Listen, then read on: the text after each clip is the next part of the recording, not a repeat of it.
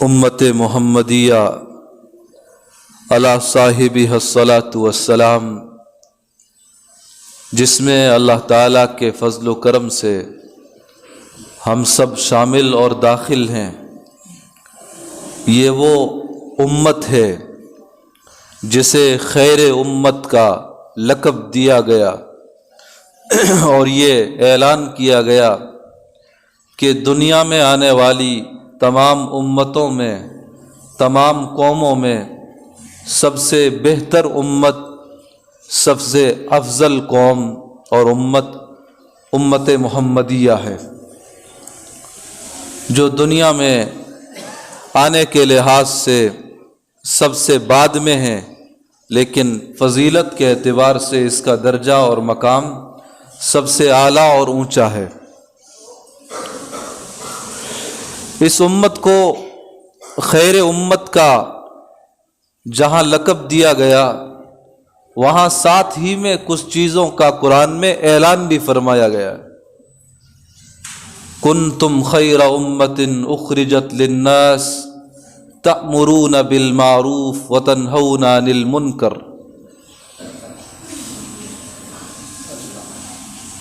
کہ تم خیر امت اس لیے ہو کہ تمہیں لوگوں کی نفع رسانی کے لیے برپا کیا گیا ہے،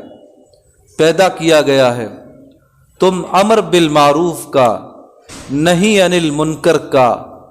اللہ کے دین کی صحیح معنوں میں دعوت و تبلیغ کا کام کرتے ہو۔ گویا اس امت کا افضل اور بہتر ہونا ان کاموں کے ساتھ مشروط ہے۔ اس امت کے جو افراد امر بالمعروف، نہی عن المنکر اور اللہ کے دین کی دعوت و تبلیغ کا کام اصول و آداب کی مکمل رعایت کے ساتھ کرتے ہوں تو وہ اس فضیلت کا مصداق ہیں، اور جو امر بالمعروف، نہی عن المنکر، اللہ کے دین کی دعوت و تبلیغ کے کام سے دور ہوں اور دینی احکامات سے، نبی صلی اللہ علیہ وسلم کی تعلیمات سے جن کی زندگی خالی ہو، تو ظاہر ہے کہ ایسے لوگ اس فضیلت کا مصداق نہیں ہو سکتے۔ اس لیے ہمیں بحیثیت مسلمان اور نبی اکرم صلی اللہ علیہ وسلم کا امتی ہونے کے،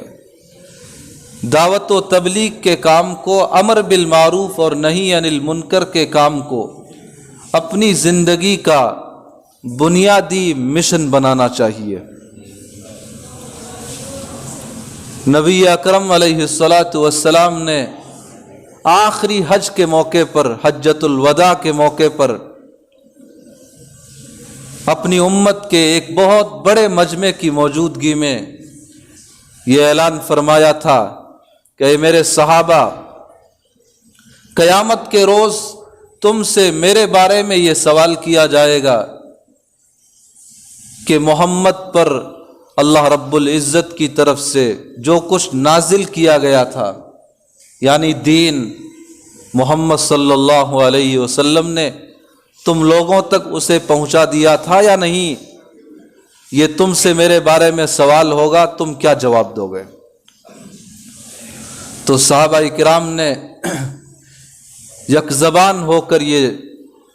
کہا تھا کہ اللہ کے رسول صلی اللہ علیہ وسلم، آپ نے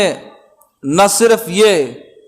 کہ وہ دین جو اللہ تعالیٰ کی طرف سے آپ پر اتارا گیا ہم تک پہنچایا، بلکہ پہنچانے کا حق ادا کر دیا۔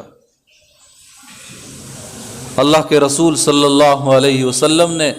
اپنے صحابہ کا یہ جواب سن کر 3 مرتبہ یہ کلمات ارشاد فرمائے، اللہم اشہد، اللہم اشہد، اللہم اشہد۔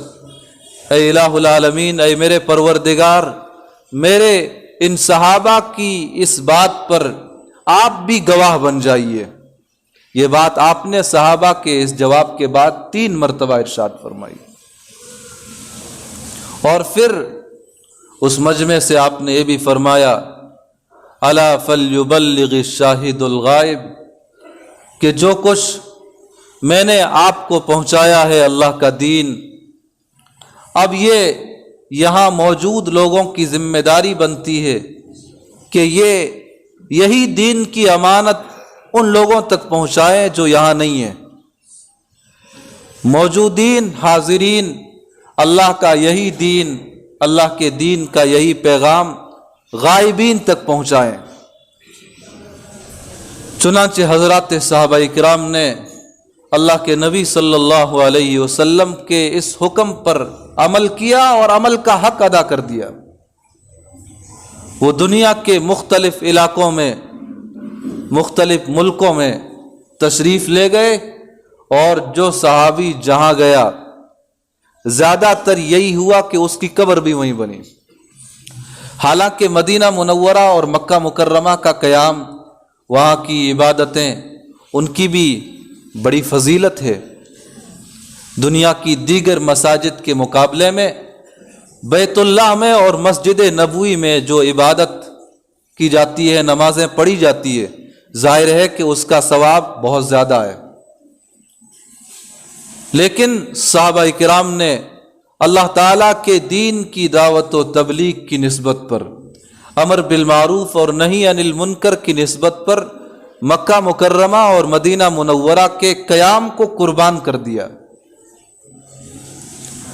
दीन की दावत व तबलीग के काम को मक्का मुकर्रमा और मदीना मुनव्वरा में रहने पर तरजीह दी।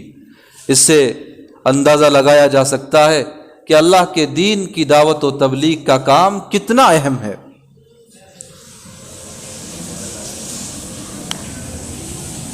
कुरान करीम में एक जगह अल्लाह ताला ने जनाब नबी अकरम सल्लल्लाहु अलैहि वसल्लम को मुखातब फरमा कर इरशाद फरमाया, ऐ रसूल, आप वो सारी चीज़ें लोगों तक पहुंचा दीजिए जो आप पर नाजिल की गई हैं। अगर आपने ऐसा ना किया, फमा बल्लगत रिसालता, तो गोया आपने रिसालत का हक अदा नहीं किया। वल्लाहु यासिमुका मिनन्नास, अल्लाह आपकी लोगों से हिफाजत फरमाएंगे।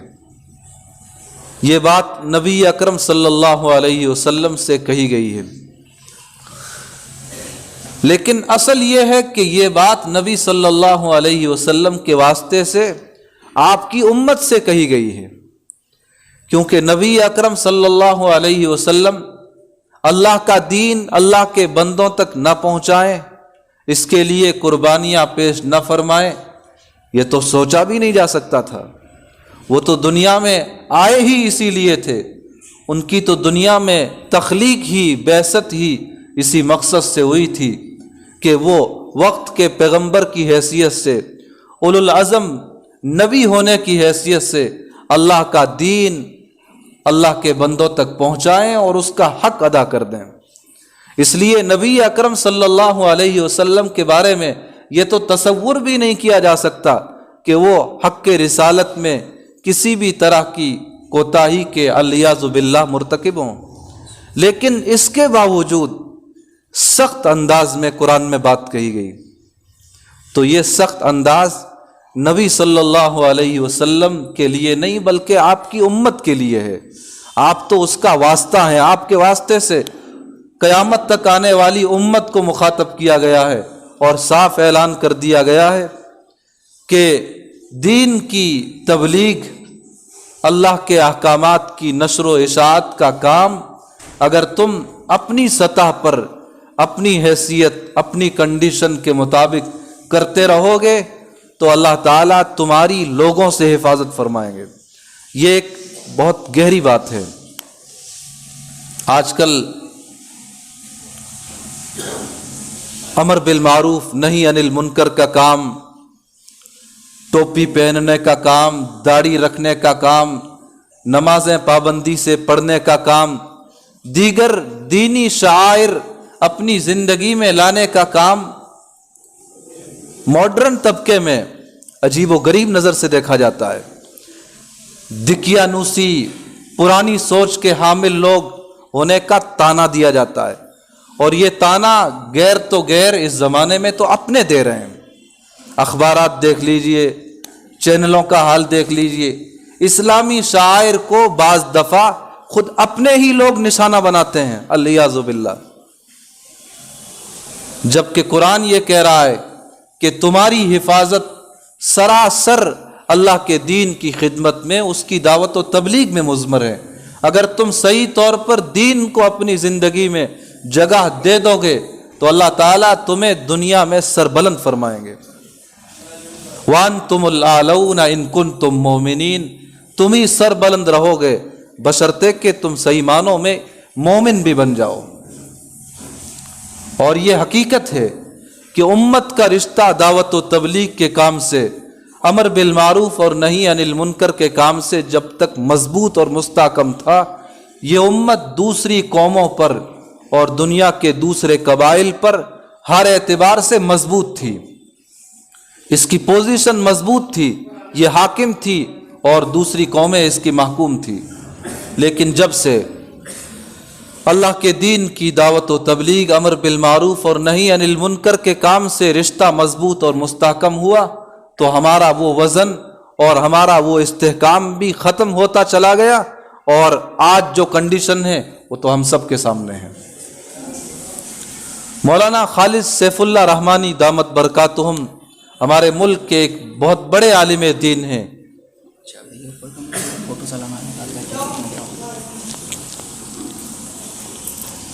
ہمارے ملک و ملت کا وہ بہت قیمتی سرمایہ ہیں. انہوں نے اس آیت کی تفسیر کرتے ہوئے یہ بات لکھی ہے کہ جس طرح امت اپنے پہلے صدیوں میں، پہلے زمانوں میں دین کی دعوت و تبلیغ، اس کے امر بالمعروف اور نہی عن المنکر کے کام سے وابستہ رہ کر مضبوط اور مستحکم تھی، حالات سے بچی ہوئی تھی، آج بھی وہی نسخہ ہے. آج بھی جن حالات سے امت گزر رہی ہے ملکی سطح پر یا بین الاقوامی سطح پر، حالات کے اس بھنور سے ملت اسلامیہ کے نکلنے کا جو سب سے پہلا زینہ ہے وہ یہی ہے کہ اللہ کے دین کے کام کو، اللہ کے دین کو 100% اپنی زندگی میں داخل کیا جائے. اللہ تعالیٰ کا کوئی حکم اور نبی صلی اللہ علیہ وسلم کی کوئی حدیث، آپ کی کوئی سنت ہماری عملی زندگی سے باہر نہ ہو. 100% ہماری زندگی اسلام کی تصویر بن جائے، اسلام کا نمونہ بن جائے، اور پھر ہم اسی دین کو لے کر، اسی اسلام کو لے کر، اسی کی تعلیمات کو لے کر قربانیاں پیش کرنے والے بن جائیں جیسا کہ صحابہ نے کیا تھا. تو یہ امت بسہولت حالات کے بھنور سے نکل جائے گی. اور اگر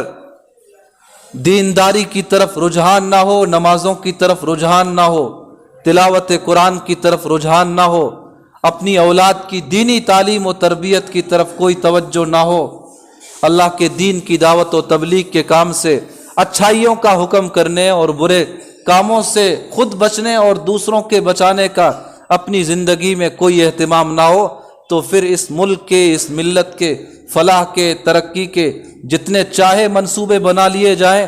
جتنی چاہے صوبائی یا ملک کی سطح پر میٹنگیں کر لی جائے، اللہ کے دین سے اپنا رشتہ مضبوط کیے بغیر یہ ساری میٹنگیں اور یہ سارے سوچ وچار ناکام ثابت ہوں گے. آخر کچھ تو بات تھی کہ اللہ تعالیٰ کے نبی نے اور نبی کے صحابہ نے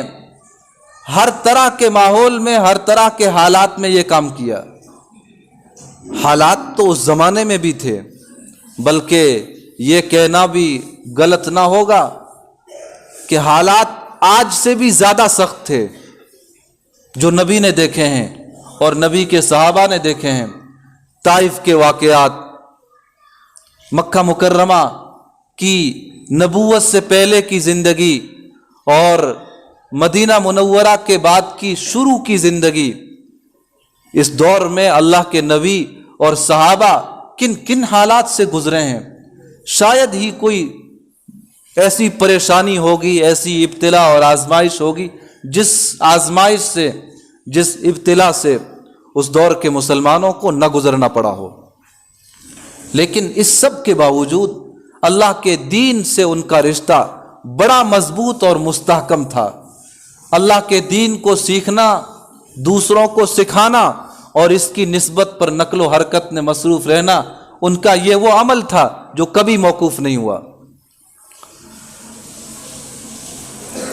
جزیرۃ القمر کے نام سے عرب دنیا میں ایک جزیرہ ہے، ٹاپو ہے۔ نبی اکرم صلی اللہ علیہ وسلم نے جب نبوت کا اعلان فرمایا اور اس کا چرچا بتدریج عام ہوا، جزیرۃ القمر کا بادشاہ جو غالباً عیسائیت سے تعلق رکھتا تھا، اس کے کانوں میں جب یہ بات پڑی کہ مدینہ منورہ میں محمد صلی اللہ علیہ وسلم نبی ہونے کا دعویٰ کرتے ہیں اور ان کے اخلاق، ان کے اعمال، ان کی عادتیں اس طرح کی ہیں، تو اسے ملاقات کا شوق پیدا ہوا کہ ایسے عظیم انسان کو، ایسے انوکھے انسان کو براہ راست وہاں جا کر اپنی آنکھوں سے دیکھنا چاہیے۔ یہ وہاں سے سمندری راستے سے روانہ ہوا اور 6 یا 7 مہینے کے ایک لمبے سفر کے بعد مدینہ منورہ پہنچا۔ جب یہ مدینہ منورہ پہنچا تو اس سے 2 یا 3 دن پہلے نبی اکرم صلی اللہ علیہ وسلم رحلت فرما گئے، دنیا سے پردہ فرما گئے۔